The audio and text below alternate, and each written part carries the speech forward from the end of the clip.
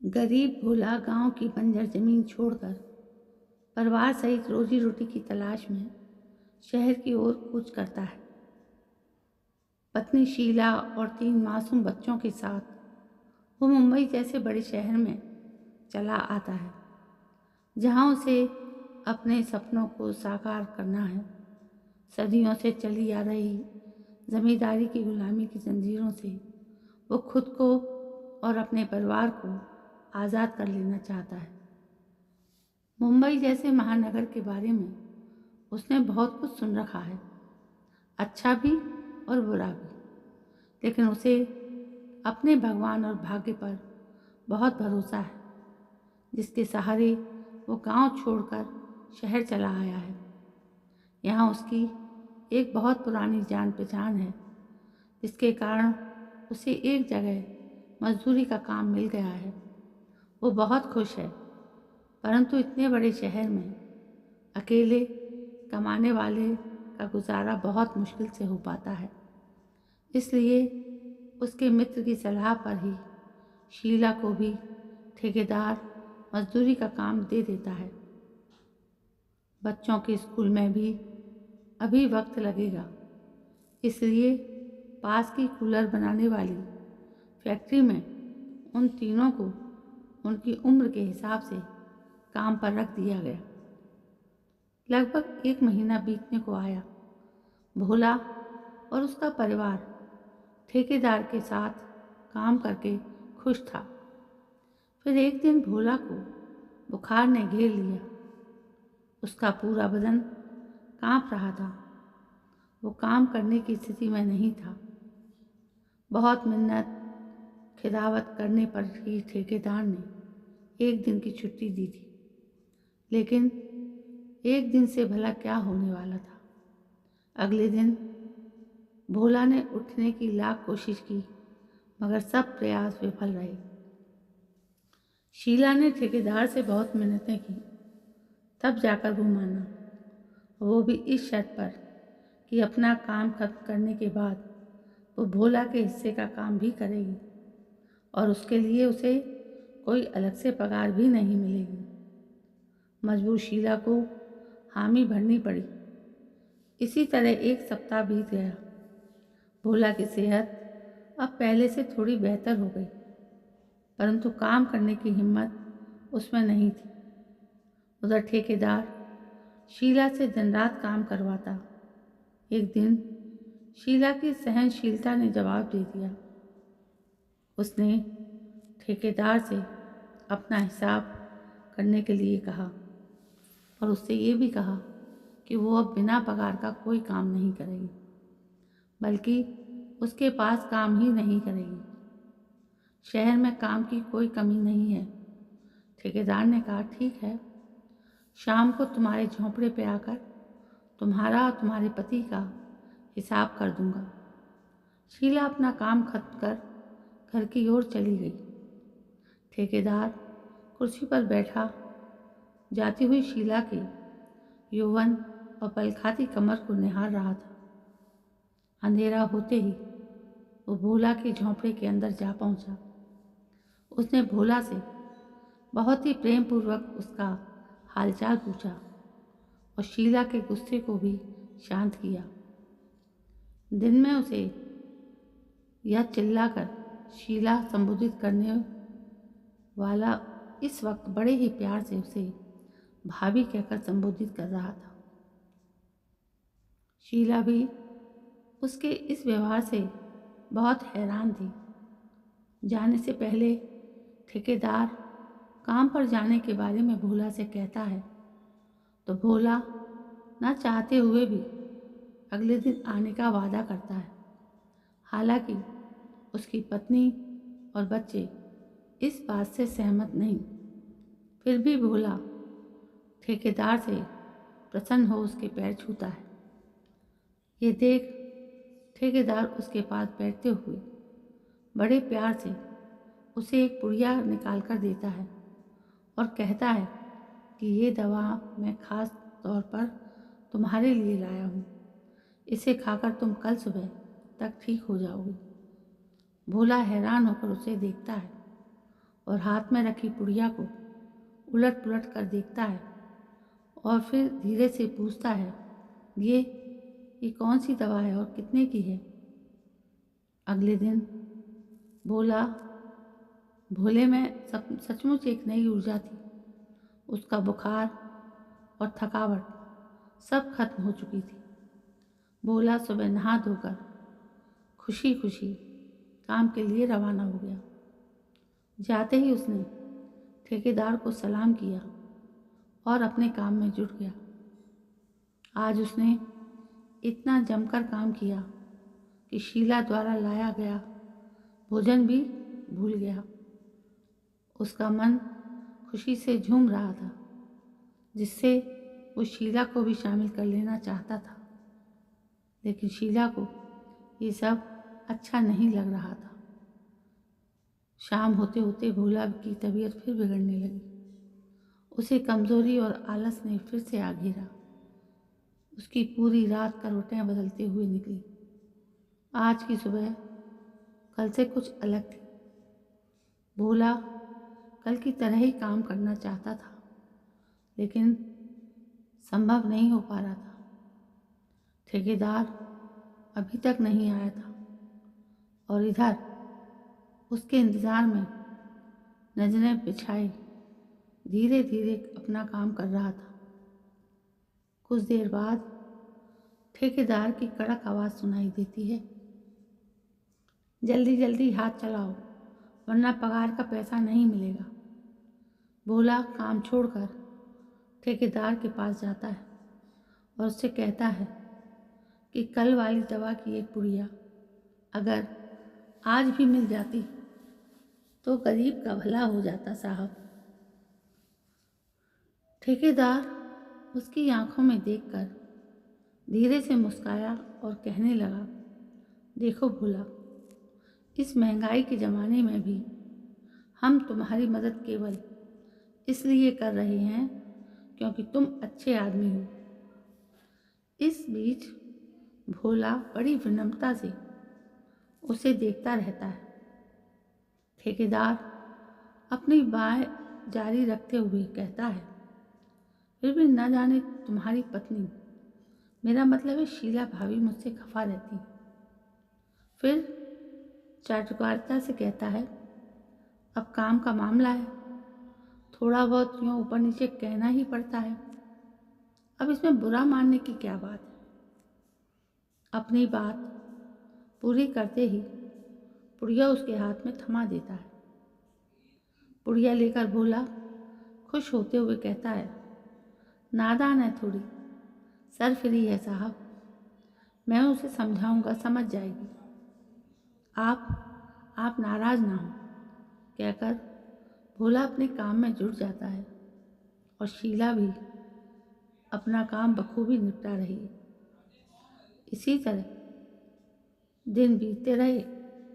अब भोला पर तेज़ धूप या बारिश का कोई असर ना होता। उसके काम में ऊर्जा और स्फूर्ति बनी रहती। इस बीच वो शीला को ठेकेदार की अच्छाई से प्रभावित करवाता रहता है, जिसका असर शीला पर थोड़ा बहुत हो भी चुका है। अब शीला आराम से ठेकेदार की बात का जवाब भी देती और कभी कभार उसके लिए खाना गर्म करने और चाय बनाने जैसे छोटे मोटे काम भी कर दिया करती। लेकिन ठेकेदार उसे बात बेबात डांटता ही रहता। शीला को बुरा भी लगता, लेकिन वो हंसकर टाल जाती। एक महीना बीतने को आया। आज पगार का दिन है। भोला को उसकी तय की गई पगार से आधी पगार मिली है। भोला ने हैरान होकर प्रश्न भरी नज़रों से ठेकेदार की ओर देखा तो ठेकेदार ने कहा कि ये जो रोज़ की पुड़िया तुम खाते हो, इसके पैसे मैं थोड़े ही भरूँगा। ये तो तुम्हारी दवा है, तुम्ही को खरीदनी है। क्या क्या नहीं सोचा था भोला ने पगार मिलते ही बच्चों का स्कूल में दाखिला करवाऊँगा। लेकिन पगार तो ना के बराबर है। शीला की पगार से तो मात्र घर का खर्च ही चल पाता है। अपन आप से बात करते हुए नन्ही नहीं मैं ठेकेदार से अवश्य बात करूँगा। वो अच्छा आदमी है, मेरी बात को ज़रूर समझेगा। ये सोचकर वो ठेकेदार के पास जाता है। ठेकेदार उसकी समस्या को सुनकर भी अनसुना करता है और कहता है कि क्या करेगा बच्चों को पढ़ाकर, कोई नौकरी तो मिलने वाली है नहीं। काम तो अंत में अपने ये दो हाथों की कमाई ही आनी है। जिस तरह तुम जी रहे हो वो भी जी लेगा, इसलिए ज़्यादा फिक्र करने की ज़रूरत नहीं है। लेकिन भोला अपने बच्चों का वास्ता देकर कहता है कि आपके द्वारा दिया गया एक एक पैसा मैं चुकता कर दूंगा, बस मेरे बेटे का एडमिशन स्कूल में करवा दीजिए। ठेकेदार उसकी बात सुनकर कुछ सोच में पड़ जाता है और जल्दी ही कुछ करने का आश्वासन देता है। अगले दिन ठेकेदार भोला को अपने पास बुलाता है और कहता है कि मैं रुपए तो तुम्हें उधार दे दूं, लेकिन सोच रहा हूँ कि वापस चुकाने में तुम्हें बहुत मशक्क़त करनी पड़ेगी। भोला हाथ जोड़कर कहता है, कोई बात नहीं साहब, मैं मरते दम तक काम करता रहूँगा और आपकी उधारी चुकता कर दूँगा। बस मेरे महेश का स्कूल में दाखिला हो जाए। आप कहें तो मैं अलग से और काम करने को भी तैयार हूँ। भोला ने लगभग हाथ जोड़ते हुए कहा, अरे नहीं रे भोला, तुम कितना काम करोगे? हाँ, एक काम हो सकता है।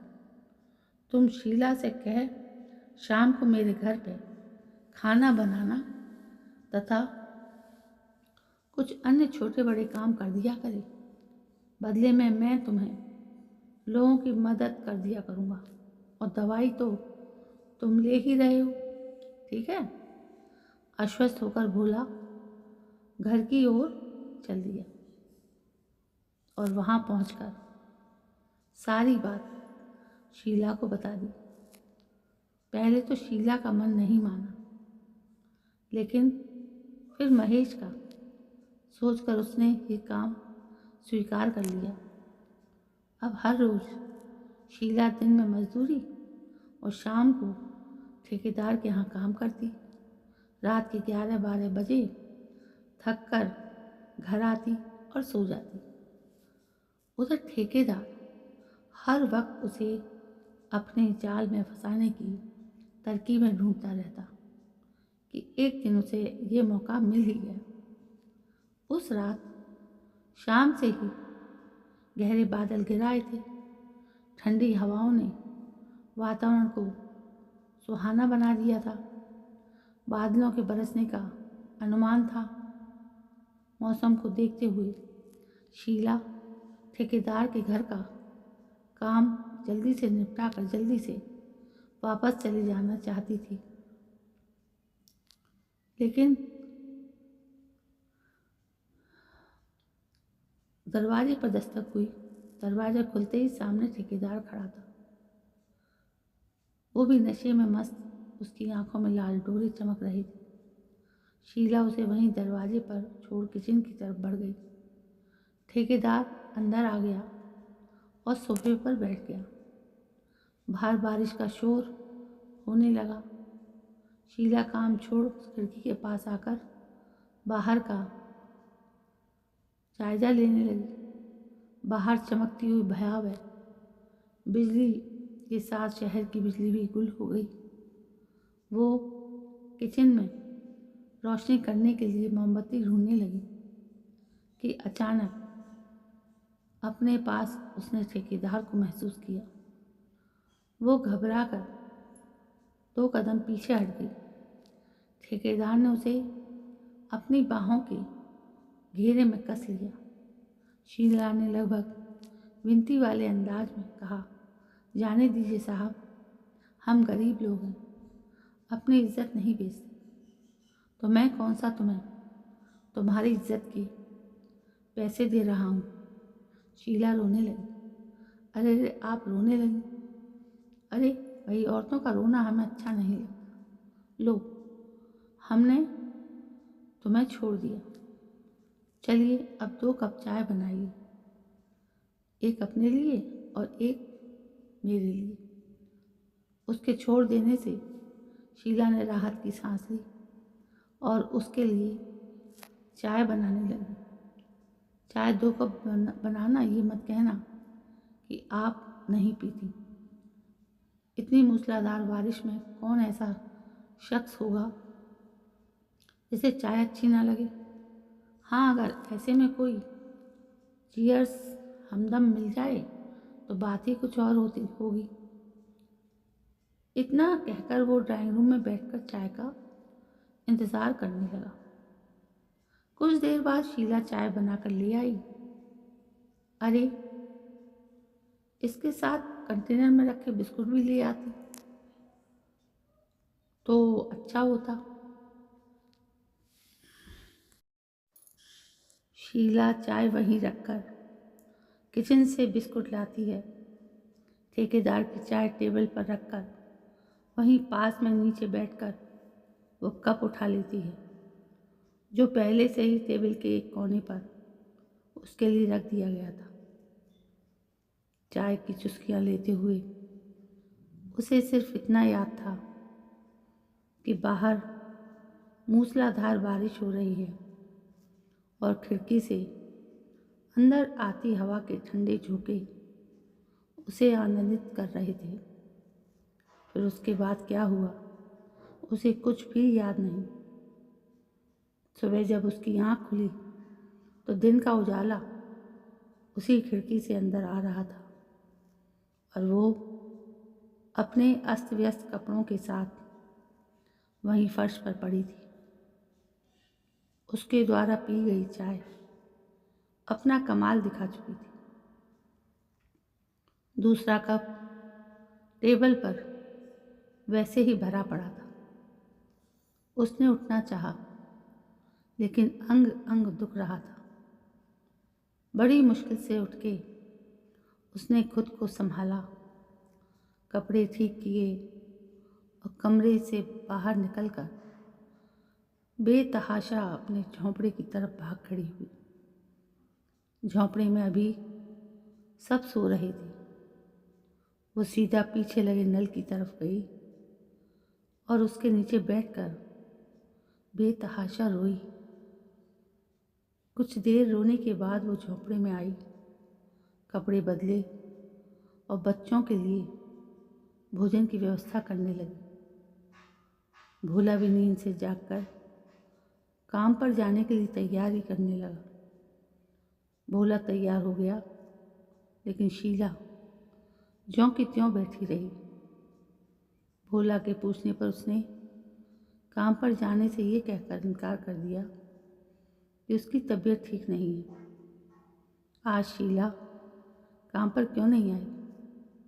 ठेकेदार ने अपनी भारी भरकम आवाज़ से भोला से पूछा।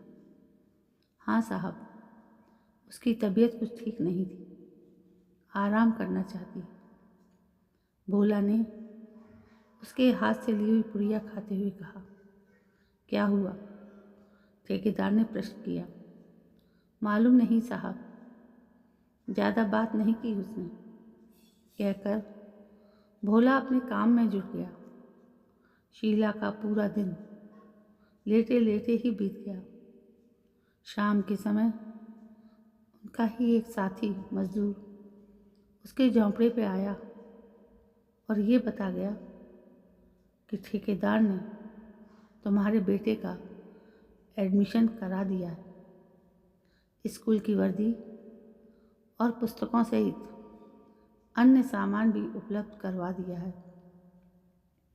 ये कहकर वो व्यक्ति चला गया। शाम के समय जब भोला घर पर आया तो उसने भी यही बात दोहराई। वो बेहद खुश लग रहा था। उसने बताया कि ठेकेदार ने बताया कि इन सब पर 25,000 रुपया खर्च आया है, जिसे हम दोनों दिन रात मेहनत करके चुकता कर देंगे। कुछ सोचते हुए, बस एक बार हमारा बेटा पढ़ लिख जाए, फिर जीवन आराम से कट जाएगा। शीला ने कोई प्रतिक्रिया जाहिर नहीं की। उसका मन बेहद उदास था। वो भोला के कंधे से लगकर जी भरकर रो लेना चाहती थी, परंतु वो ऐसा न कर सकी। अगले दिन शीला फिर से काम पर नहीं गई। वो ठेकेदार के पास काम करना नहीं चाहती थी। जब ये बात उसने भोला से कही तो वो कुछ सकपका गया और उसने यही बात ठेकेदार से जाकर कह दी। न जाने उसे क्या हो गया है साहब, वो कभी ऐसी न थी। दिन रात बिना रुके बिना थके काम करने वाली है वो। तबीयत ठीक नहीं होगी, कुछ दवाई वगैरह खाई क्या? ठेकेदार ने संवेदना जताई। नहीं साहब, अभी तो नहीं। भोला ने ना में सिर हिला दिया। तो ऐसा कर भोला, आज से तू दवाई की एक और पुड़िया ले जाना और शीला को भी दे देना। ठेकेदार ने उसे गौर से देखते हुए कहा। ठीक है साहब, परंतु उसे दवाई खिलाना आसान नहीं है। अरे भोला, तू भी सचमुच का ही भोला है। ऐसे खाने को मत देना, उसकी चाय या खाने में घोल देना। मतलब तो उसके ठीक होने से है ना। बात भोला की समझ में आ गई थी। भोला ने घर जाकर वैसा ही किया। थोड़ी देर तक उसे शीला में असर दिखाई देने लगा। फिर अगले दिन से उसकी दिनचर्या शुरू हो गई। दोनों काम पर जाने लगे। अब शीला भी भोला की ही तरह ठेकेदार के बस में आ चुकी थी। सब समझते हुए भी वो अनजान थी। मन से वो ठेकेदार के साथ काम नहीं करना चाहती थी। उन्हें ठेकेदार द्वारा दी गई दवा के पैसे काट कर, ऊपर से महेश की एडमिशन के पैसे काट कर ना के बराबर पगार मिलती थी। शारीरिक शोषण अलग से झेलना पड़ता था। शीला को ठेकेदार जब जी चाहे अपने घर बुला लेता। ज़रूरत पड़ने पर उनके मासूम बच्चों से भी उनकी क्षमता अनुसार काम लिया जाता। भोला और उसका परिवार ठेकेदार का गुलाम बनकर रह गए थे।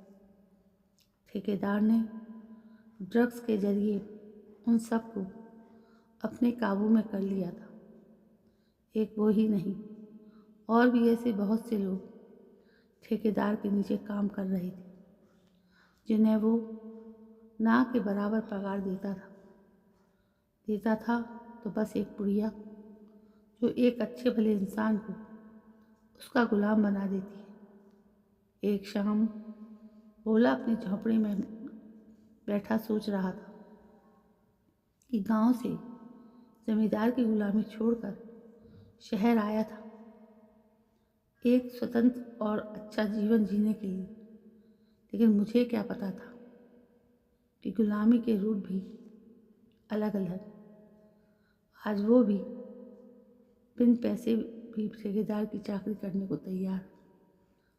आज विजयदशमी के दिन भी वो अपने बच्चों को नए कपड़े और खिलौने लेकर नहीं दे पाया। बाहर पटाखों के फूटने की आवाज़ें आ रही थी। उसका छोटा बेटा भागता हुआ अंदर आता है और कहता है, माँ बाबा चलो ना बाहर, देखो रावण जल रहा है, रावण मर रहा है। भोला एक लंबी सांस खींचकर कहता है, नहीं बेटा, रावण तो आज भी जिंदा है और तब तक रहेगा जब तक इस दुनिया में गरीबी, बेरोज़गारी और मजबूरी रहेगी। आदमी आदमी का गुलाम रहेगा, छल कपट रहेगा, तब तक रावण भी रहेगा, कहकर भोला अपनी आँख में आए आंसू पोंछता है। तो दोस्तों, ये थी एक दिल को छूने वाली कहानी। आपको कैसी लगी? यदि कहानी पसंद आई हो तो प्लीज़ एक लाइक करें, कहानी को ज़्यादा से ज़्यादा शेयर करें और कहानी की अच्छाई को बताने के लिए एक कमेंट ज़रूर करें। मेरे चैनल को सब्सक्राइब करना ना भूलें। कल मैं फिर हाजिर होती हूँ एक और नई कहानी, एक और संवेदना के साथ आपके समक्ष। तब तक के लिए मुझे आज्ञा दीजिए। जय हिंद, वंदे मातरम।